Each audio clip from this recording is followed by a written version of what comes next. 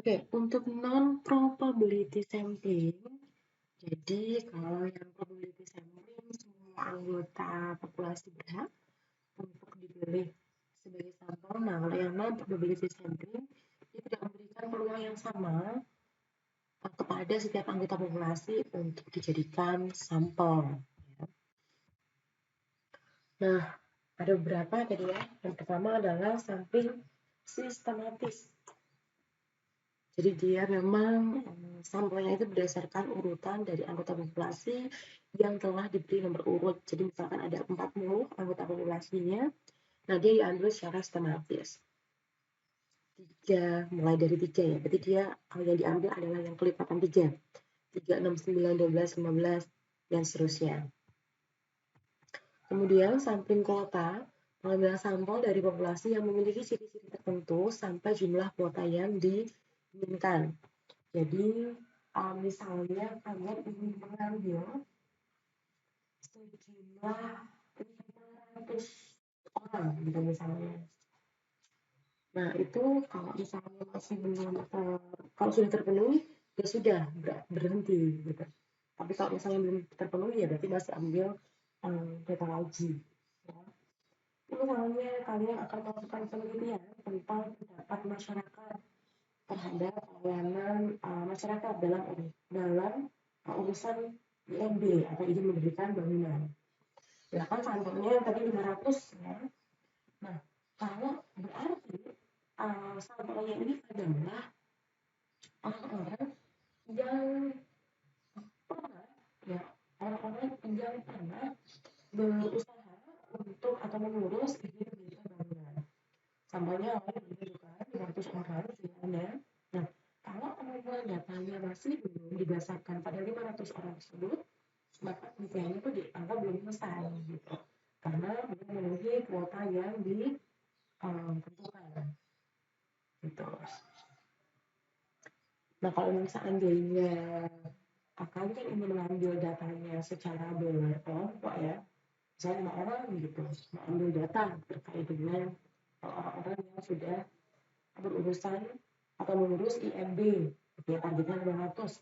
Nah, masing-masing anggota kelompok itu bisa menghubungi 100 orang anggota sampel, gitu ya. Intinya sampai kuotanya terpenuhi.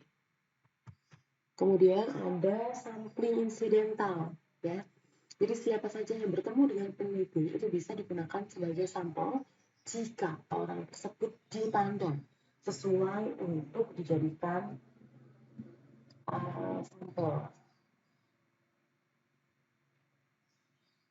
Tapi memang syaratnya orang yang ditemui, yang benar ditemui itu memang cocok digunakan sebagai sumber data. Jadi misalkan orang-orang yang kualitatif itu kan dia pertanyaan penelitiannya itu kan akan berkembang ya berdasarkan kepekaan dari peneliti.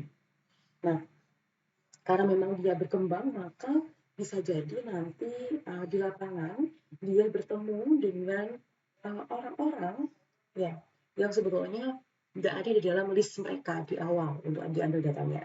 Tetapi dirasa orang tersebut cocok, maka itu bisa digunakan sebagai sampel. Ya.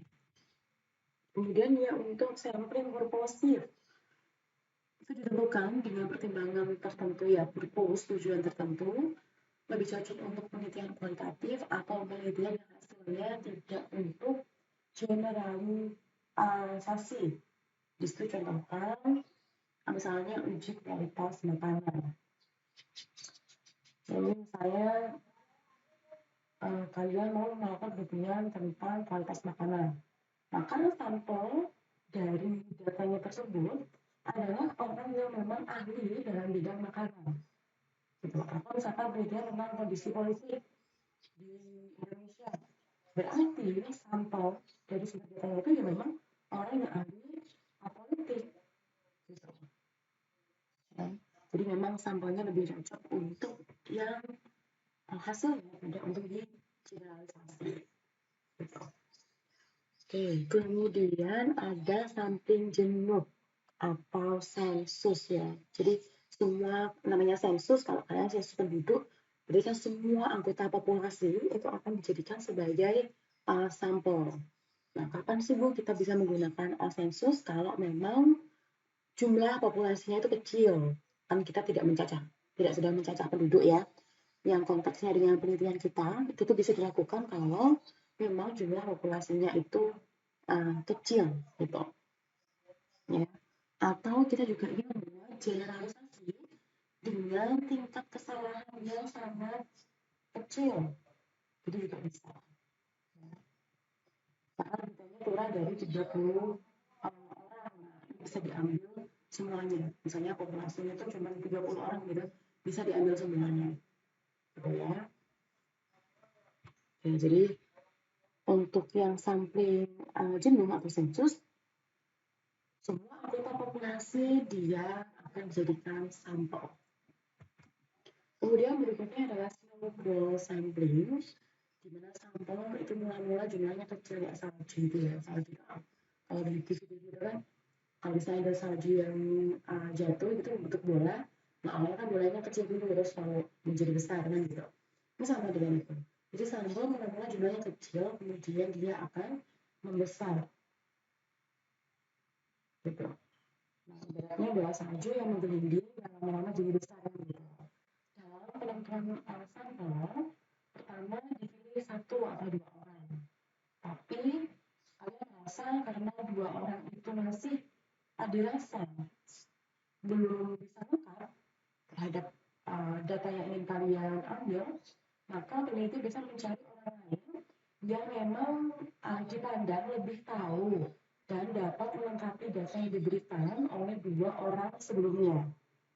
Gitu. Jika menentukan ini dua orang, tapi ternyata data yang kalian ambil dari dua orang tersebut, dari dua sumber data tersebut ternyata masih belum lengkap. Nah, maka kalian bisa mengambil narasumber yang lainnya. Ya. Sehingga nanti harapannya kalian bisa mendapatkan data yang utuh atau data yang lengkap. Begitu seterusnya sehingga jumlah sampel semakin lama semakin banyak. Gitu. Biasanya memang penelitian kualitatif ya, biasa menggunakan snowball sampling. Gitu. Misalnya kalian dalam mengajar nanti gitu ya, kok ini ada yang rusuh ini antar kelas gitu misalnya. Nah, kalian pengen tahu siapa sih provokatornya gitu yang bikin rusuh, maka kalian bisa menggunakan teknik purposive ya, snowball sampling gitu.